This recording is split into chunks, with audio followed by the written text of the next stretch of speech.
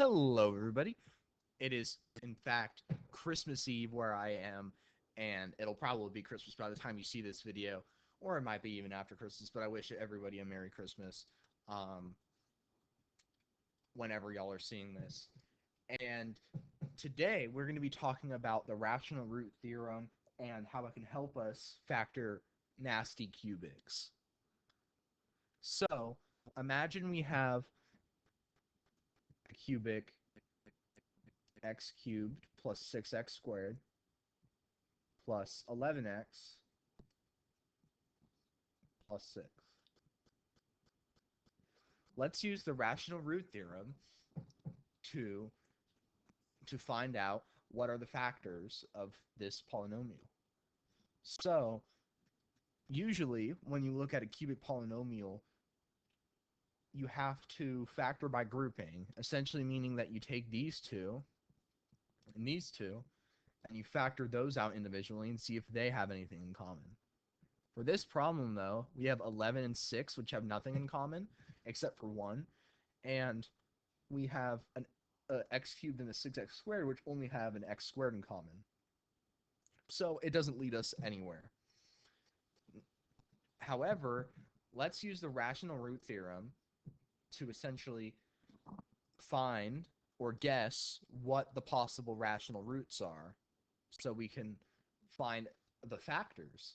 So the rational root theorem says that we take plus or minus the factors of this number divided by plus or minus the factors of these number of the number at the end. So it can be a quartic equation, a quadratic equation. It could be any degree polynomial. So we have plus or minus the factors of 6. So factors of 6 are plus or minus 1, plus or minus 2, plus or minus 3, and plus or minus 6. Those are all the factors of 6. And then for 1, all we have is plus or minus 1. So you can see that we're going to have a positive and negative version of all these numbers. So we can just simply eliminate this because this all means the same thing. So these are their possible rational roots. Now, this theorem does not guarantee that any of these will be the roots. It's just saying that if there's rational roots, it will be one of these. So we have 8 different options. So we probably, looking at the equation, we probably want to go for a negative number. And that's because all of our terms are positive. So if we have a positive number, it won't work out. So we've already eliminated 4 of our options. And if you can't do that, well, then you just have to get to testing. So I'm thinking we could try -2 out. If we try -2, we get -8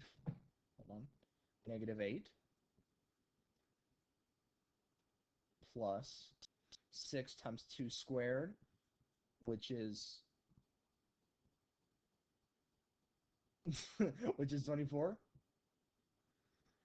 and plus 11 times -2, which is, I guess that's minus 22.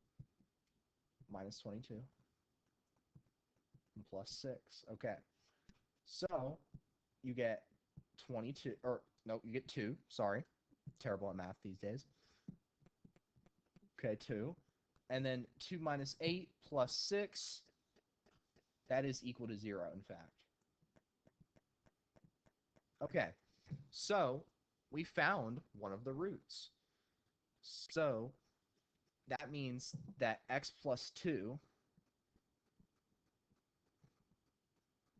times x plus some number, or, it doesn't even have to, it could be, anything, but in general, we're going to have just this, and this is going to be equal to 0. So if x plus 2 were to be 0, then x would be -2. So we found one of the roots of our polynomial. Now, let's divide it out of this polynomial. So The way to do this is we simply use polynomial long division. X cubed plus 6x squared plus 11x plus 6, and we have our x plus 2 on the outside. Now, how many times does x fit into x cubed? X squared times. So, we're going to subtract. We're always subtracting. X times x squared is x cubed, and 2 times x squared is positive 2x squared. So, we get x cubed minus x cubed, which is 0, and we get 6x squared minus a positive 2x squared, so we get a 4x squared, plus 11x, plus 6. Okay. Now, what we have left to do is we can see how many times x fits into 4x, so 4x squared, which would be 4x times. So we have x times 4x, which is 4x squared. And then 2 times 4x is 8x. Plus 8x. Okay. So after we get all done subtracting, we get 4x squared minus 4x squared, which is 0. 11x minus 8x, which is 3x, plus 6. And then now all we need is x plus 2 fits into 3x plus 6 3 times. Or you could just simply do how many times does x fit into 3x, and you would say 3. So subtract, I'll go back down, subtract 3x plus 6, and then you would get a remainder of 0 at the end. So that means that our current notion of the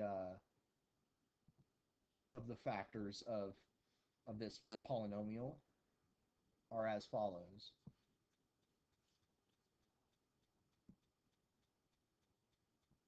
And here, I'll get rid of these.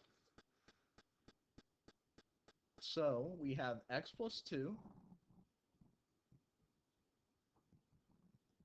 times x squared plus 4x plus 3. Now, this is going to be super simple to figure out because now we only have to factor a quadratic, which is super simple to factor. What number multiplies to 3 and adds to 4? That would be 3 and 1. So, the final answer, x plus 1 times x plus 2 times x plus 3 is equal to this expression. Now, let's try another example. So,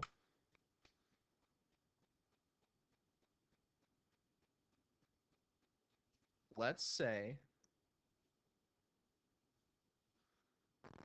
we have x cubed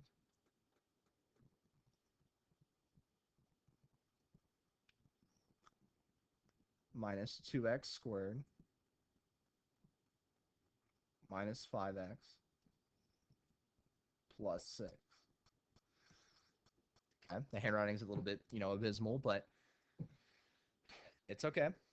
Either way, so let's use the rational roots theorem to find all of the possible rational zeros, and then let's test some, divide them out, and then factor the rest.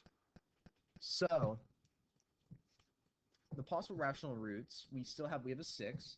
So the factors of 6 are plus or minus 1, plus or minus 2, plus or minus 3, and plus or minus 6.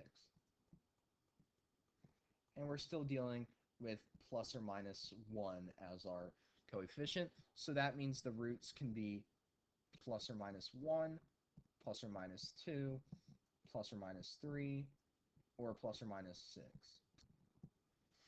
So let's just go around, let's test. Well, first, let's see if it would be logical to put positive numbers in. I would say, yes, it is logical to put positive numbers in.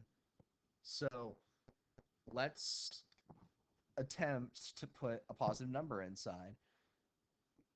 Maybe we can try 1. We can try 1. We'll see if 1 works. If we do 1 cubed, which is 1, minus 2, minus 5, plus 6,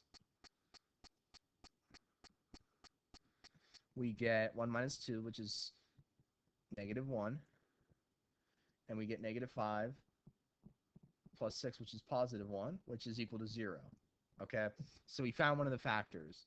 In other words, one of the factors is x minus 1. But what is this going to be multiplied by? Let's do some polynomial long division. Minus 2x squared minus 5x plus 6. And on the outside, we'll have our x minus 1. So x fits into x cubed, x squared times.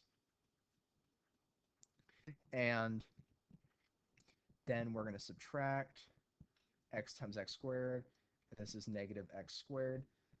Note we are subtracting a negative, so we're adding. So that'd be negative x squared minus 5x plus 6. All right. Now, x fits into negative x squared, negative x times. So this is going to be subtracting negative x squared. And negative 1 times negative x is just positive x. So since we're subtracting x, we get, let's remove the scraps. So we're subtracting an x, we get negative 6x plus 6. And now we have x fitting into negative 6x, which happens negative 6 times. So negative 6x. And then this is positive 6. And everything cancels out. So we know, or that we can conclude, that x squared minus x minus 6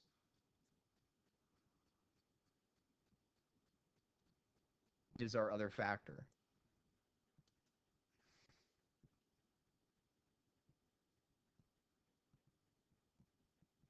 X squared minus 6x, or no, hold on, minus x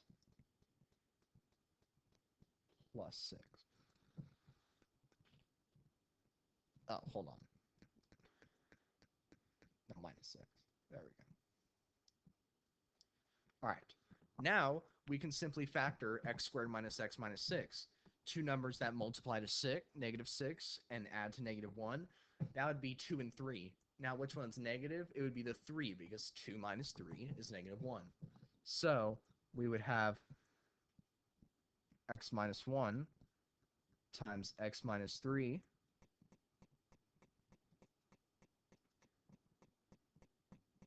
times x plus 2. And this would, in fact, be the factorization of this one.